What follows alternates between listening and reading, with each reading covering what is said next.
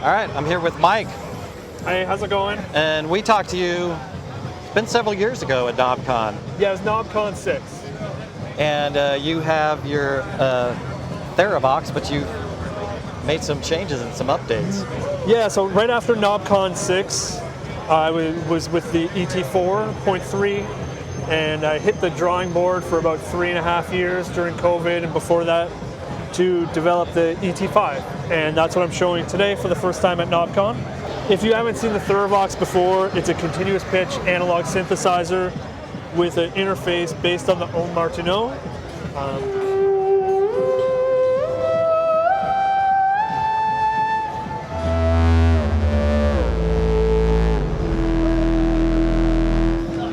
So it's two analog oscillators with a filter and a built-in spring reverb unit. And for the ET5, we've upgraded the length of the keybed to have an extra almost nearly octave. We've increased the feeling of the ring in the intensity key to feel more natural and less friction. And we've added some new controls for the ET5. You have these assignable sliders, which can be assigned to anything on the front panel through the brand new patch panel. Another new thing about the ET5 is that the fingerboard is pressure sensitive, and that generates a control voltage that you can also map two different controls through the patch panel. So that's pretty neat. The other neat thing that also enables you to do is to snap notes on the second oscillator. So it's sort of complicated to describe, but I'll just show you. So by default, that oscillator tracks the ring, but I can switch it so it doesn't, and that pitch then becomes the note that I push down on at the keybed. So you can give yourself like accompaniment as you play.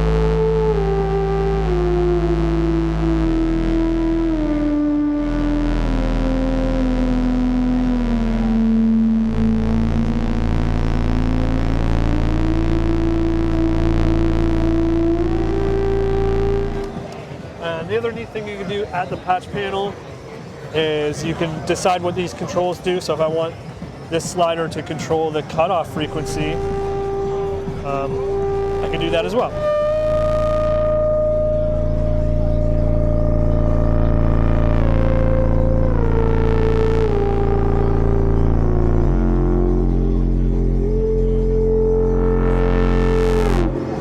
There's also a tube style distortion circuit that's built in, so you can get like a gnarly gain sort of stage. And the new feature on the ET5 as well is a fully integrated effects loop section, so you can take your favorite guitar pedal, and we've left a space on the panel for that, and you just plug that in on the side with the cords that are supplied. And then the cool thing about the new ET5 is it also supplies that 9-volt power direct to the pedal.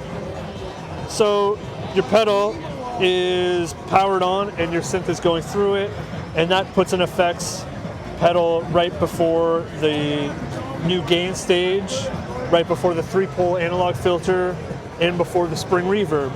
So I'm just going to turn the internal reverb off, and I'm going to use this Earthquaker Devices transmitter as just a really wild reverb, and it's been one of my favorite pedals for a while.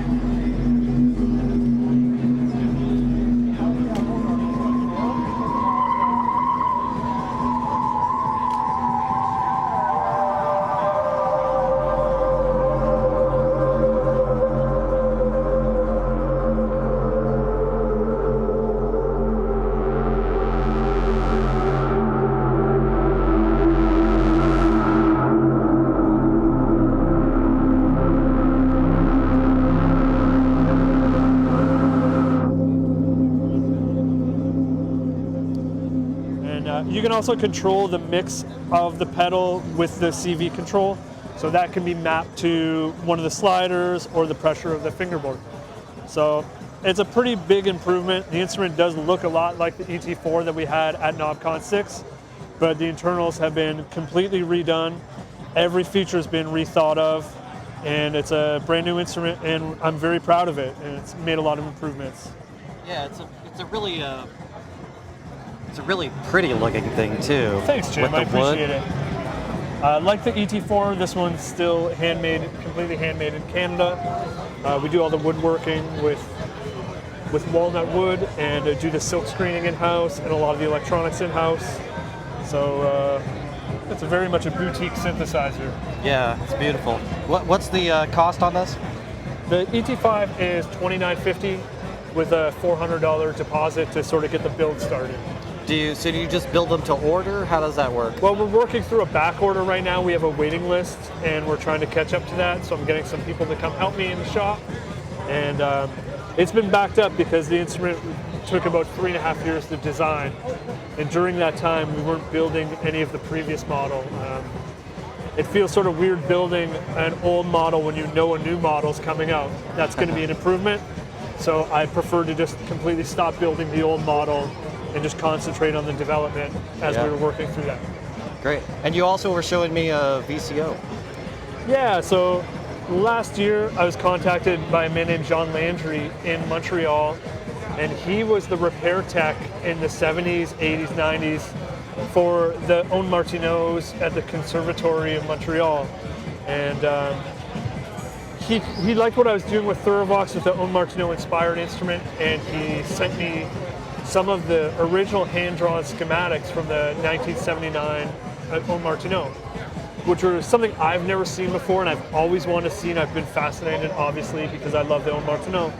So we took those schematics after we cleaned them up because they had spills on them, they were kind of taped together, they're in really rough shape.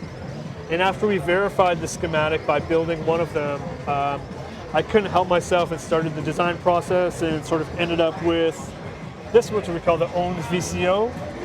And this is a one-to-one copy of that original Ondes Martinot oscillator with all of the unique waveforms that the Ondes Martinot produced and its unique mixing section, which was sort of a mix of West Coast additive synthesis and East Coast subtractive synthesis, but happening concurrently in France and not associated with synthesizers necessarily. So taking that schematic and making it available to the Eurorack module sort of brings it back into that world. And it's available in 4 different colors, and it's actually available as of today. And how much is that module? I believe it's $350 on the Therevox website, and that includes free shipping from Canada. So that's a different oscillator than what you put in the Therevox. So the oscillator inside the Therevox is sort of my favorite oscillator. It's more of like a Moog style discrete transistor oscillator with unique waveforms. Some of the waveforms I've modeled on waveforms that I saw existed in the Ondes Martinot through oscilloscope shots and through documentation, but it was never based on the actual schematic. These were voiced by me to sound best with my instrument. But the Ondes Martinot oscillator is the actual sound of the 1979 solid-state oscillator brought into a Eurorack format, which also means it's great to control with the Therevox, because then you have the Ondes Martinot interface controlling the actual authentic sound of the Ondes Martinot. Yeah, can we hear that? Yeah, I'll patch that up right now. So I just patched up the ET-5 to control the Ondes VCO. It integrates really nicely, and it just goes into a VCA and then out. So what you're hearing is 100% the dry signal from the new Ondes VCO. The unique thing about the Ondes VCO is they were all waveforms that I've never seen in any other synthesizer, and the way that they mix together and add together is also unique to the Ondes Martinot. So I'll go through some of the waveforms because they're very unique.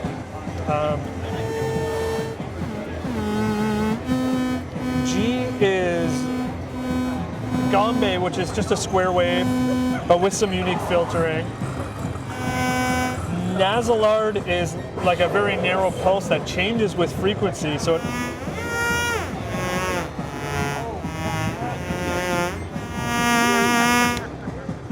Crew is a triangle wave, but with the top's cut off, and that sounds sort of hollow. And that's one of my favorite sounds. I love the sound of this waveform. And then O's like a sine wave, but I always thought it was just a pure sine wave, but going through the schematics, you find out there's actually a small amount of square wave mixed in with it, but only during the low notes, so you sort of get this increased amount of harmonics in the low range only. Is really unique too. And then in the upper range, it's very pure. But that low note stuff is great too. And then there's 2 additional waveforms that can be mixed in with the sliders.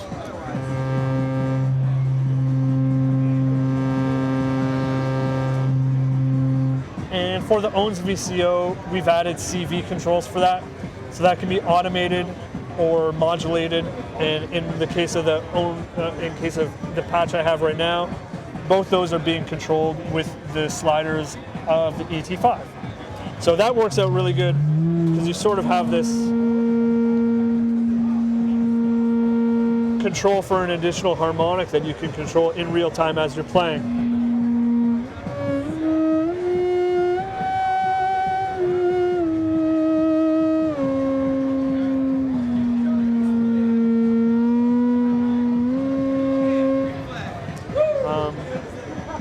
Yeah, so that's basically the Ondes VCO.